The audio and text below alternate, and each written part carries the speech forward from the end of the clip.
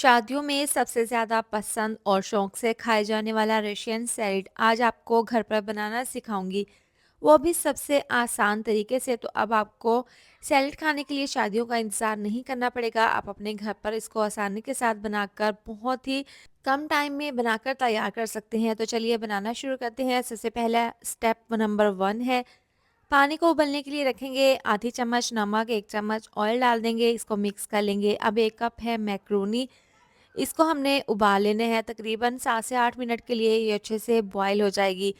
तो 8 मिनट हो गए हैं, अच्छे से बॉयल हो गई है। इसको हम निकाल लेंगे और इसको दूसरे सुराख वाले बर्तन में डालकर इसके ऊपर ठंडा पानी डालकर इसको साइड पर रख देंगे। अब इस पानी को हमने गर्म पानी को ज़ाया नहीं करना, इसमें हमने सब्जियां उबाल लेनी है। तो यहाँ पर है तकरीबन 1 अदद आलू, 1 अदद गाजर और है मटर। अब तीनों सब्जियों को डाल देंगे उबलते हुए पानी में और इनको भी हमने तकरीबन 7 से 8 मिनट के लिए बॉयल कर लेना है। तो यहाँ पर सब्जियां भी हमारी बहुत अच्छे से बॉयल हो गई हैं। अब इनको हमने छान लेना है और मैक्रोनी को और सब्जियों को हमने अच्छे से ठंडा कर लेना है। अब ज़बरदस्ती सॉस तैयार कर लेंगे। सबसे पहले डाल देंगे बाउल में 1 कप मायोनीज़ और ये इस तरह से डालने के बाद इसके अंदर डाल देंगे टेट्रा पैक की क्रीम। ये आधा डब्बा क्रीम का हम इसके अंदर डाल देंगे। आपने ये फ्रूट सैलेड बनाने से पहले ये सॉस तैयार करके रख लेनी है। 2 चम्मच चीनी, 1 चौथाई चम्मच नमक है, 1 चौथाई चम्मच है पिसी हुई काली मिर्च। आप यहाँ पर पिसी हुई चीनी का भी इस्तेमाल कर सकते हैं। आप अच्छे से इसको 1 से 2 मिनट के लिए मिक्स कर लेंगे ताकि चीनी इसमें अच्छे से हल हो जाए। तो ज़बरदस्ती हमारी फ्रूट सैलेड के लिए ये सॉस तैयार है। इसको हम फ्रिज में थोड़ा-सा ठंडा होने के लिए रख देंगे। इसके बाद हम यहाँ पर फ्रूट्स की कटिंग कर लेंगे। तो अनार इस तरीके से काटने के बाद आपने इसकी बैक साइड पर इस तरह से चूरी मारनी है। इस तरीके से बहुत ही आसानी के साथ इसके अंदर से दाने निकल जाएँगे। तो अनार के दाने निकालने के बाद यहाँ पर है 5 अदद सेब, इनको अच्छे से मैंने वॉश कर लिया था। अब इस तरह से छोटे-छोटे पीसेस में इनको कट कर लेंगे। आपने यहाँ पर ज़्यादा मोटे या फिर ज़्यादा बारीक नहीं काटने, इस तरीके से इस शेप में आपने काट लेने हैं। अब खुले से बर्तन में ये तमाम कटे हुए सेब के पीसेस डाल देंगे।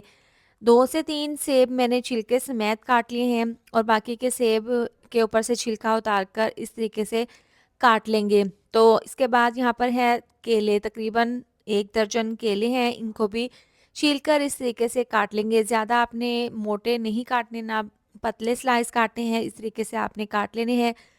तो अब इसके बाद जो अनार के दाने निकाले थे वो इसके ऊपर डाल देंगे और जो सब्जियां उबाल कर रखी थी वो हम इसके ऊपर डाल देंगे। इसके बाद मैक्रोनी, इनको दोनों को हमने अच्छे से ठंडा कर लिया है। ठंडा करने के बाद ही आपने इसके अंदर आपने फ्रूट्स के अंदर शामिल करनी है। यहाँ पर है फ्रूट कॉकटेल का डब्बा, ये भी इसके अंदर डाल देंगे। इसको अच्छे से सिरप के अंदर से निकाल कर आपने ड्राई कर लेना है। इसके बाद 1 कप इसके अंदर किशमिश डाल देंगे। अब तमाम फ्रूट्स को इस तरीके से अच्छे से मिक्स कर लेंगे। इसके बाद जो हमने मायोनीज़ और क्रीम वाली सॉस बनाकर रखी थी वो तमाम इसके अंदर डाल देंगे और इस तरह से डालने के बाद इसको अच्छे से मिक्स कर लेंगे। अब आपको शादियों का इंतज़ार नहीं करना पड़ेगा। आप इसको आसानी के साथ बहुत ही कम टाइम में मज़ेदार सी फ्रूट सैलेड घर पर बनाकर तैयार कर सकते हैं। इसका जायका बिल्कुल शादियों जैसा बनता है।